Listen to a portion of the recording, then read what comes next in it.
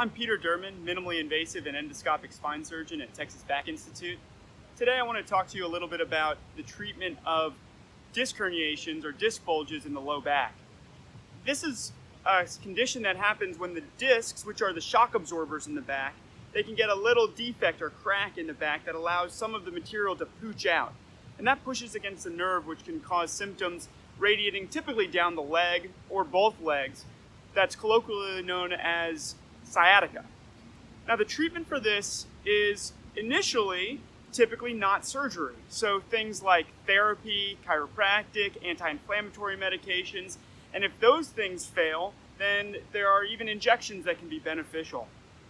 If all else fails and patients are still symptomatic despite those non-surgical things, we can think about doing surgery for this problem. And what the surgery for this is, on a high level, is to remove the pressure from the nerve. And what that does is alleviates that sciatica type pain, typically radiating down the leg. There's a variety of different ways to do this. The traditional way involves making an incision on the low back in the middle and going down and getting to the spine and opening up a little window in the bone, which allows the surgeon to reach in and remove that disc material that is pushing against the nerve. And then you trace the nerve up and down and make sure nothing's touching it. And that alleviates kind of that sciatica type pain. What I'm really passionate about is minimally invasive approaches, and now what's being called ultra minimally invasive surgery, namely endoscopic surgery.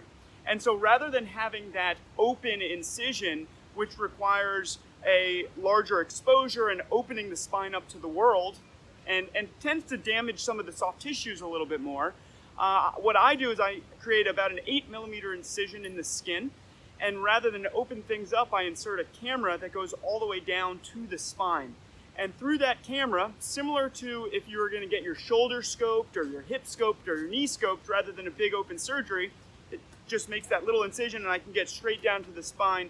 The camera is about the width of a pencil or a pen, and that goes straight down to the disc herniation. And from there, I'm able to look at a high definition, ultra high definition monitor, and I can see what's going on in the spine without having to open things up, and work down that same channel through the camera with micro instruments to remove that disc herniation or anything else that's pressing on the nerve.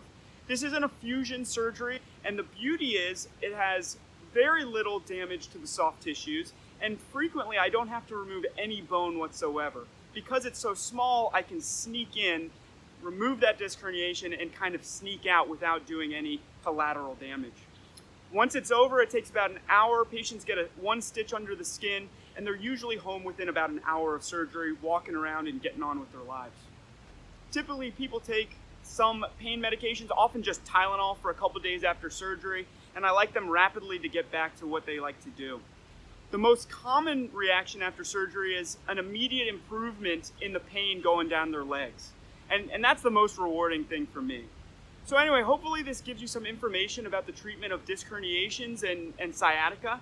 If you have any additional questions, I'd be happy to set up an appointment and we can talk further. Have a great day.